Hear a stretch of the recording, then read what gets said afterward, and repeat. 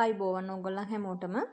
අද මම ඕගොල්ලන්ට අරගෙන ආවේ අපේ බත් කන්න නැති පොඩ්ඩන්ට රසට ලේසියෙන්ම හදලා දෙන්න පුළුවන් බිරියානි එකක්. ඉතින් මේකේ එළවලු එකතු කරලා තමයි අපි හදන්නේ. හරිම ලේසියෙන්ම රසට හදා ගන්න පුළුවන්. ඒ වගේම පවුලේ හැමෝටම ගැලපෙන විදිහට මම අද හදලා තියෙන්නේ. ඉතින් ඕගොල්ලන්ටත් පුළුවන් මේක ඕගොල්ලන්ට තියෙන එළවලු වර්ග එකතු කරලා රසට පොඩ්ඩන්ට හදා ගන්න.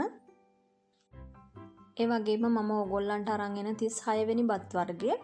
ඉතින් මේ වෙනකොට මම 36ක් දැන් මේකත් එක්ක ඕගොල්ලන්ට පුළුවන් බබාලට වෙනස් රසට බත් වර්ග හදලා දෙන්න. ඒ ටික බලලා මේ තියෙන්නේ අපිට ඕන කරන දේවල්. මම මේ දේවල් එකතු කරාට ඕගොල්ලන්ට පුළුවන් එළවලු වෙනස් කරගන්න. මම බාස්මති හාල් එක අරගෙන විනාඩි 20ක් පෙගෙන්න තියලා තියෙන්නේ. හොදලා පෙගෙන්න තිබ්බා වතුර දාලා. ලීක්ස් අරන් තියෙනවා, කැරට් තියෙනවා, සුදු ලුණු. මම පාස්ලි කොළ අරන් තියෙනවා. ඔයගොල්ලන්ට තියෙනවා නම් විතරක් ගන්න, නැත්නම් අවශ්‍ය නැහැ. ඊට පස්සේ ලුණු, තක්කලි, රස අනුව ලුණු, සුදු ලුණු, බෝංචි. ඊට පස්සේ අල අරන් තියෙනවා. ඔයගොල්ලන්ට පුළුවන් මම මින්ට් කොළ ගත්තා. ඔයගොල්ලන්ට පුළුවන් කරපිංච එකතු කරන්න. තියෙනවා නම් සේර එකතු කරන්න. ඊට පස්සේ කහ තුන පහ ටිකක් මම වැඩිපුර ගත්තා. ගෙදර හදපු තුන පහ එකෙන්. ඊට පස්සේ සූදුරු, කරඳ මුංගු, කරාඹු නැටි මම අරන් තියනවා. මේ සියලුම දේවල් මම ඕගොල්ලන්ට දානවා ඩිස්ක්‍රිප්ෂන් එකේ බලා ගන්න එකෙන් අවශ්‍ය කරන දේවල්. ඉතින් මේ විදිහට ඒ සියලුම දේවල් කුඩාවට කපා ගන්නවා. මින්ට් කොළ ඇරෙන්න අනිත් සියලුම දේවල් ටික මේ තියෙන්නේ. ඒ වගේම සුදු ලුණු එක මම තලාගෙන තියෙනවා. ඕගොල්ලන්ට ඉඟුරුත් ඕනේ නම් ගන්න පුළුවන්.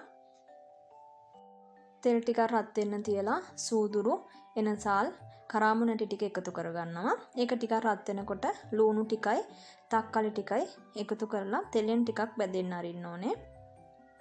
ඊට පස්සේ විනාඩි 2-3ක් ඒ ටික තැම්බෙනකොට අල, බෝංචි, කැරට්, ඒ අපි කපාගත්ත එළවලු ටික එකතු කරගන්නවා. ඉතින් ඕගොල්ලන්ට එළවලු වලට ගන්න පුළුවන් දඹල, මෑකරල්, ඔය වගේ එළවලුත්. ඊට පස්සේ මේකට රස අනුව ලුණු එකතු කරගන්නවා. මේ විදිහට එකතු කරගෙන අපි මේක වහලා තියෙනවා ලිපේ ටිකක් තැම්බෙන්න.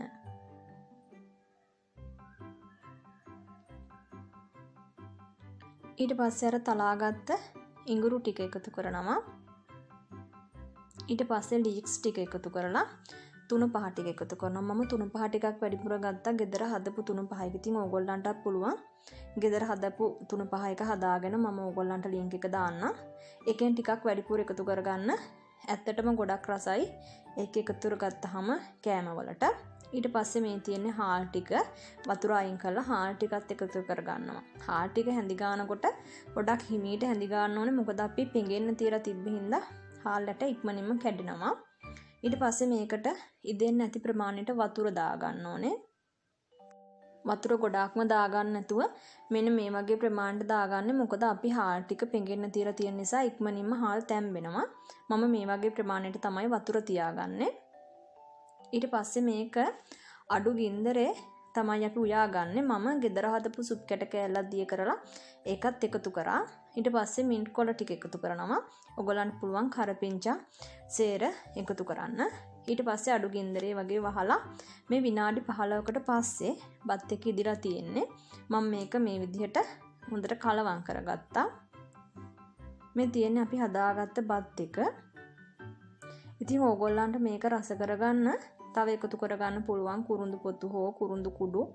ඊට පස්සේ ඉඟුරු ටිකක් තලලා ඒ වගේ එකතු කරගන්න පුළුවන්. මම කජු ටිකක් එකතු කරගත්තා. ඊට අමතරව පාස්ලි කොළ ටික කපලා උඩින් දාගත්තා. ඉතින් ඕගොල්ලන්ට කජු වෙනුවට රට කජු හෝ ආමන්ඩ් තියෙනවා නම් එහෙම ඒවත් එකතු කරගන්න පුළුවන්. මොකද ඒ බත් එකට කිරි රසට ඒවා හැපෙනකොට බබාලා ආසයි. හැබැයි අවුරුද්දෙන් උඩ බබාලට, අවුරුද්දෙන් පහළ බබාලට දෙනවා නම් කජු එකතු කරගන්න බෑ. රට කජු එකතු කරගන්න නැතුව හදන්න වෙන්නේ. ඉතින් ඕගොල්ලන්ට පුළුවන් දැන් මේක ගෙදර හැමෝටම ගැලපෙන විදිහට හදාගන්න. හරිම රසයි. ඒ වගේම හරි පොඩි වෙලාවක් යන්නේ විනාඩි 15ක් වගේ පුංචි වෙලාවක් යන්නේ. ඉතින් ඕගොල්ලන්ට බත් කන්න හැයි කියන බබාලට වෙනස් රස හොයනවා. ඒගොල්ලන්ට වෙනස් රසක් හිටින විදිහට මේ විදිහට බත් එක හදලා දෙන්න.